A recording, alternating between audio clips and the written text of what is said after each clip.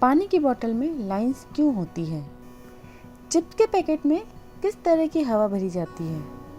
और आपने अक्सर रबर इस्तेमाल किया होगा। क्या आप जानते हैं कि आप सही तरीके से रबर का यूज़ कर रहे हैं? इन्हीं सब बातों को जानने के लिए वीडियो को पूरा देखिएगा। चलिए बढ़ते हैं आगे।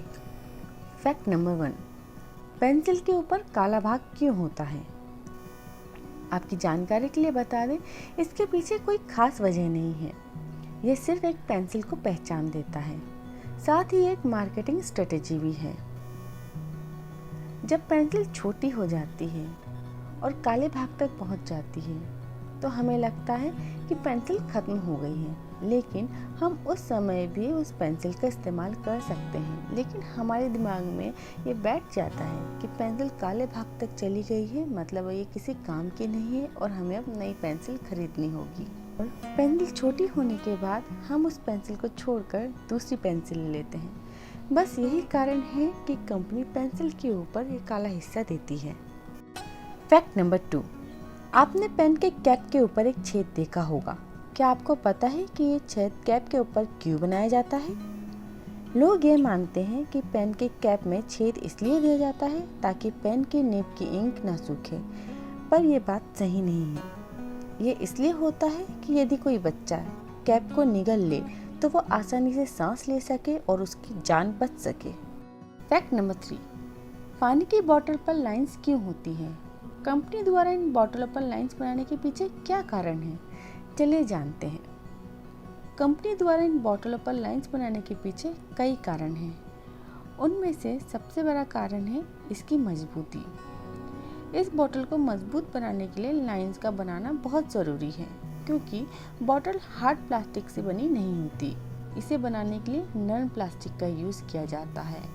और इन लाइंस को बनाने का एक और सबसे बड़ा कारण है इसकी ग्रिप बनाने के लिए। फैक्ट नंबर 4, आपने जब कभी भी चिप्स का पैकेट खरीदा होगा तो आपको निराशा हाथ लगी होगी कि इतने बड़े चिप्स के पैकेट में इतने से चिप्स और इतनी ज़्यादा हवा। क्या आपने कभी सोचा है कि इस चिप्स के पैकेट में कौन सी हवा भरी होती है? चलिए हम आपको बताते हैं। चिप्स के पैकेट में कोई सामान्य हवा नहीं भरी होती। चिप्स के पैकेट में नाइट्रोजन गैस भरी होती है।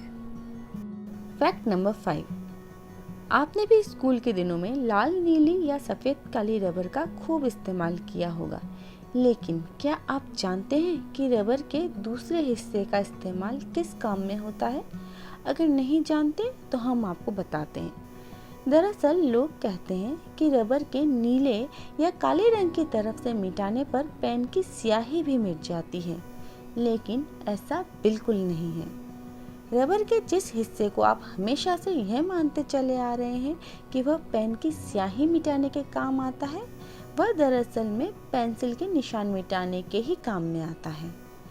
आपके मन में यह सवाल उठ रहा होगा कि जब दोनों तरफ से पेंसिल के निशान ही मिटाने हैं तो अलग अलग रंग क्यों दिया गया?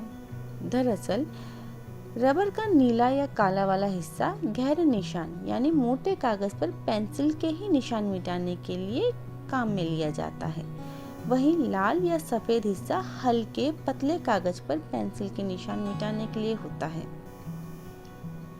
रबर के लाल हिस्से पर पेंसिल का निशान बना होता है, जबकि नीले हिस्से पर पेन का। इसलिए सभी यह कहते हैं कि नीले हिस्से से पेन के निशान आसानी से मिट जाएंगे, मगर ऐसा होता नहीं है।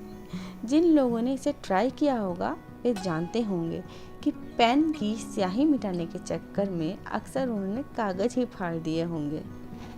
अगर आज की मेरी वीडियो आपको अच्छी लगी हो तो मुझे लाइक करना बिल्कुल ना भूलें और कमेंट बॉक्स में कमेंट करके ज़रूर बताएं कि आपको मेरी वीडियो कैसी लगी।